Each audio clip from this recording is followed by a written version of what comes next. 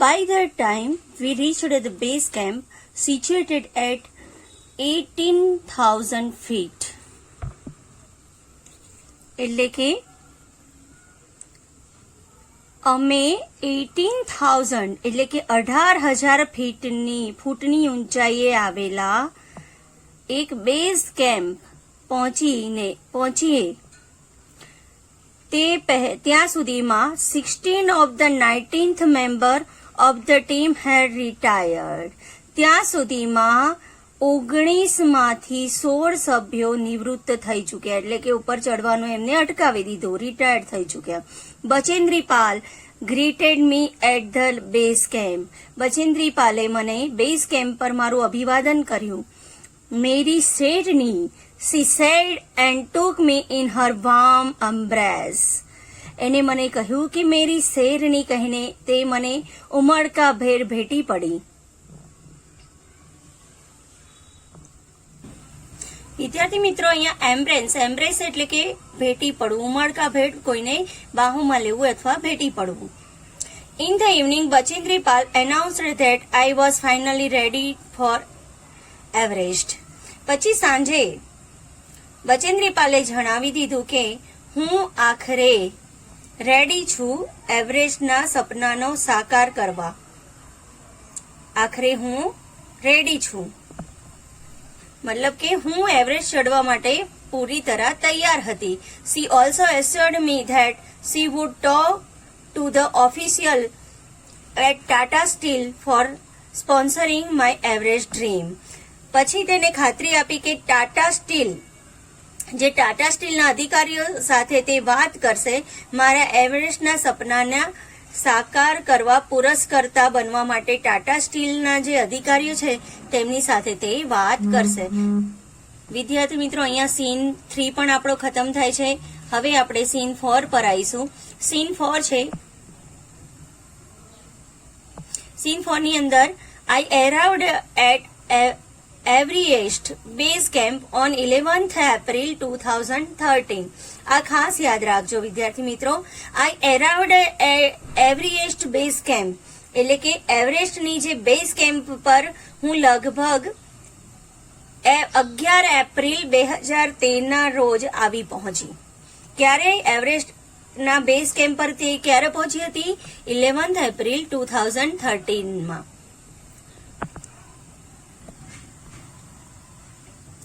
Near about 2 years had passed since was thrown out of the moving train.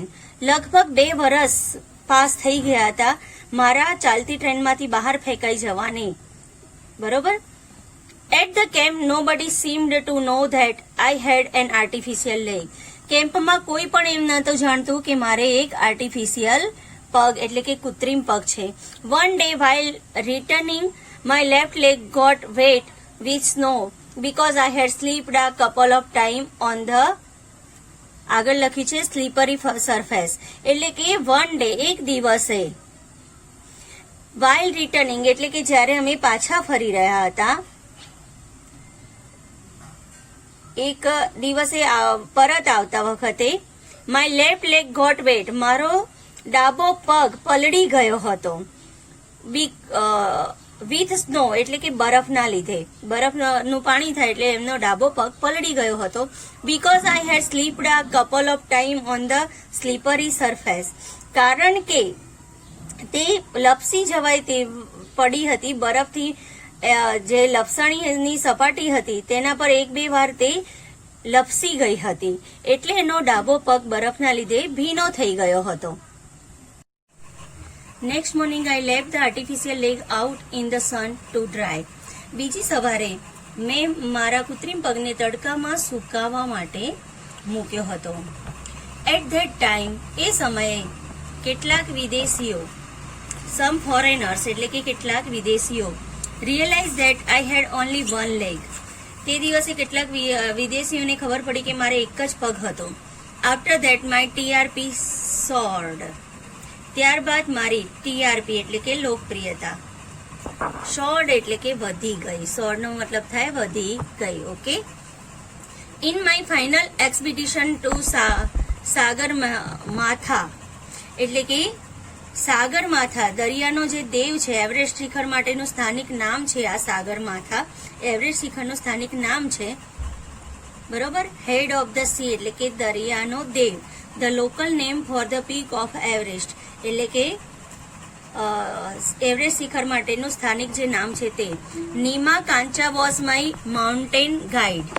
ત્યારે નીમા કાંચા જે હતા એ મારા અંતિમ ચડાવમાં નીમા કાંચા મારા પર્વતીય શું હતા? ગાઈડ એટલે કે માર્ગદર્શક હતા. He was a nice and helpful Nepalese man who used to scold me at time when upset. તે મારા ખૂબ જ સારો અને મદદ કરતા, ખૂબ જ સારા હતા. હી વોઝ નાઇસ એટલે ખૂબ જ સારા હતા અને હેલ્પફુલ એટલે ખૂબ જ મદદગાર હતા. નેપાલીઝ એક નેપાલી હતા, બરોબર. અને who used to scold me at that time એટલે કે જો તે ખીજાય તો ક્યારેય મને વઢતા પણ ખરા. વેન આઈ એમ અપસેટ જ્યારે હું એટલે કે વિદ્યાર્થી મિત્રો, તે નીમા કાંચા હતા તે ખૂબ જ સારો અને મદદ કરતા નેપાળી હતો, જે તો તે ખીજાય તો ક્યારેય મને વઢતા પણ ખરા. Okay. The last trek to the peak of Everest began. Everest શિખરની અંતિમ કેડી શરૂ થઈ. It was a very dangerous narrow path. તે કેડી અત્યંત જોખમી અને સાંકડી હતી. નેરો એટલે કે સાંકડી હતી, સાંકડો રસ્તો હતો. I slipped and fell once. હું લપસી પણ પડી. અને એકવાર હું લપસી પણ પડી. Even my oxygen was running out. વિદ્યાર્થી મિત્રો, આ ખાસ ક્વેશ્ચન દર વખતે એક્ઝામમાં પૂછાય છે, માટે યાદ રાખજો. એ વખતે મારો ઓક્સિજન પણ ખતમ થઈ રહ્યો હતો. I was struggling with my paining leg. અને હું મારી જે પીડા હતી, પીડા આપી રહેલા પગ સાથે હું ખૂબ જ સંઘર્ષ કરી રહી હતી. Paining leg. My Sherpa said I must quit. ત્યારે મારા શેરપાએ, જે એમને ચડાવવામાં મદદ કરતા હતા, તે શેરપાએ કહ્યું કે મારે હવે છોડી દેવું જોઈએ. But I knew that there was no going back. પણ હું જાણતી હતી કે એના શેરપાએ એને ક્વિટ એટલે કે હવે બંધ કરવાનું, પાછા વળી જવાનું કહ્યું. But I knew that there was no going back. પણ હું જાણતી હતી કે પાછા નથી વળવાનું, એ મને ખબર હતી. I pushed forward through my Sherpa kept instinct that I should return. મારા શેરપાએ મારે પાછું વળી જવું જોઈએ એવો સતત આગ્રહ કર્યો, છતાંય હું આગળ જ ધપતી રહી. But I knew that there was no going back. I pushed forward through my Sherpa kept instinct that I should return.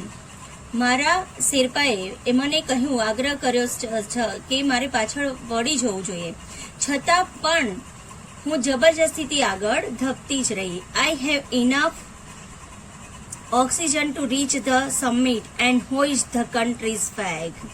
મેં વિચાર્યું મારી પાસે શિખર પર પહોંચવા એટલે કે આઈ હેવ ઇનફ ઓક્સિજન મારી પાસે પૂરતું હતું ટુ રીચ ધ સમિટ એટલે કે શિખરની છેક અંત સુધી પહોંચવા માટે, શિખર પર પહોંચવા માટે. એન્ડ હોઇઝ ધ કન્ટ્રીઝ ફ્લેગ અને મારા દેશનો ફ્લેગ ત્યાં લહેરાવવા માટે પહોંચવા માટે મારી પાસે પૂરતું ઓક્સિજન હતું. What happens afterward doesn't matter any more. એના પછી શું થશે એ કોઈ જ મહત્વ રાખતું નહીં હતું. I told Nima Kancha firmly. મેં નીમા કાંચાને મક્કમતાથી જણાવી દીધું. રિમેમ્બર એટલે કે યાદ રાખો. None can defeat you until you concede. કોઈ તમે જ્યાં સુધી ન ચાહો ત્યાં સુધી તમને કોઈ હરાવી શકે તેમ નથી. યસ, હા, occasional failures will test you but keep trying. પણ હા, પ્રસંગોપાત ઓકેઝન ફેલ્યોર એટલે કે પ્રસંગોપાત મળતી નિષ્ફળતા તમારી કસોટી જરૂર લે છે. ઓકે, પણ પ્રયત્ન કરતા રહો. કીપ ટ્રાઇંગ એટલે કે પણ પ્રયત્ન કરતા રહો. Some doors of opportunity will certainly open. પણ સફળતાનો કોઈક દ્વાર તો જરૂરથી, સર્ટેનલી એટલે કે જરૂરથી, ચોક્કસથી ખુલશે.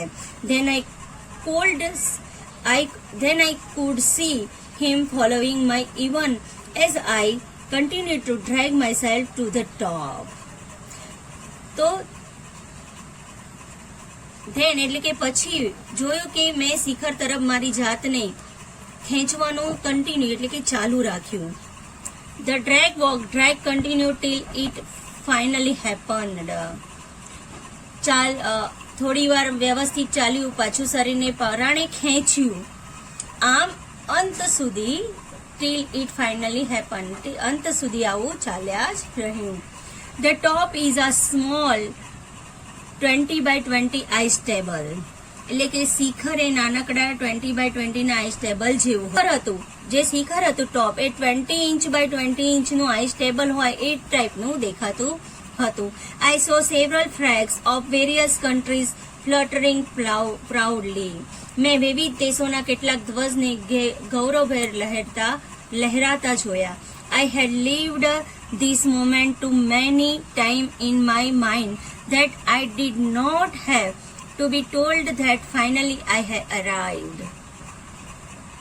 I have lived this moment એટલે કે મેં આ ક્ષણને so many times in my mind મારા મનમાં એટલી બધી વાર જીવી લીધી that I did not have to be told that finally I have arrived. એટલી બધી વાર જીવી લીધી હતી કે મેં એવું જણાવવાની જરૂર જ ન હતી, સ્મૃતિમાં સ્થિર કરી લીધી કે એવું જણાવવાની જરૂર જ નહોતી કે અંતે હું આવી પહોંચી હતી. At 10:55 AM on 21st May 2013 I was on the top of the world. અને 21 મે 2013 ના રોજ 2013 સવારના લગભગ 10:55 કલાકે હું દુનિયાના સર્વોચ્ચ શિખર પર હતી. I felt like dancing, crying and laughing at the same time. મને એક સાથે ડાન્સિંગ એટલે કે નાચવાનું, ક્રાઇંગ એટલે કે રડવાનું અને લાફિંગ એટલે કે હસી પડવાનું તે વખતે મને મન થતું હતું. My mind was a kaleidoscope of emotions. મારું મન તો સતત બદલાઈ જતી લાગણીઓનો કેલિડોસ્કોપ બની ચૂક્યું હતું. Everyone has a reason to be alive. દરેકને જીવતા રહેવા એક કારણ જોઈતું હોય છે. Maybe this was mine. અને કદાચ આ મારા માટે એક કારણ હતું જીવતા રહેવાનું કે હું શિખરની સર્વોચ્ચ ટોચ પર પહોંચું. I had held my flag and raised both my hand high up to register my country's record. મેં મારા દેશનો વિક્રમ નોંધાવવા મારા બંને હાથ શક્ય તેટલા ઊંચા કરીને મારો ધ્વજ લહેરાવ્યો. વિદ્યાર્થી મિત્રો, અહીંયા આપણો આ ફર્સ્ટ યુનિટનું રીડ 1 કમ્પ્લીટ થાય છે. હું આજે બીજું રીડ 2 છે એનો પણ લેસન મોકલાઈ આપીશ. તો અહીંયા કમ્પ્લીટ થાય છે. તેના ગ્લોસરી, તેના ક્વેશ્ચન આન્સર અને એમાં જે પણ આપેલું છે તે બધું યાદ રાખજો. બચેન્દ્રીપાલને શું થયું હતું, કોના ઠગે એના સાથે લડાઈ કરી હતી, ક્યારે બચેન્દ્રીપાલે એના જીજાજીએ શું કહ્યું હતું, એના પછી બચેન્દ્રીપાલ કઈ સાલમાં ક્યાં ગઈ, એના શેરપા કોણ હતા, અને આ રીતે આ બધું તમારે યાદ રાખવાનું છે. બચેન્દ્રીપાલે આને હેલ્પ કરી એ પણ યાદ રાખવાનું છે અને આ બધું યાદ રાખીને તમારે આગળ ક્વેશ્ચન આન્સર લખવાના છે. આવતીકાલે પેપર છે. હું બને તેટલું જલ્દી રીડ 2 પણ મોકલી આપું છું અને ક્વેશ્ચન આન્સર બને તો મોકલી આપીશ. Okay, all the best. Learn કરો, બધું વાંચી લેજો લેસન, એટલે ક્વેશ્ચન આન્સર પણ તમને આવડશે. ઓકે.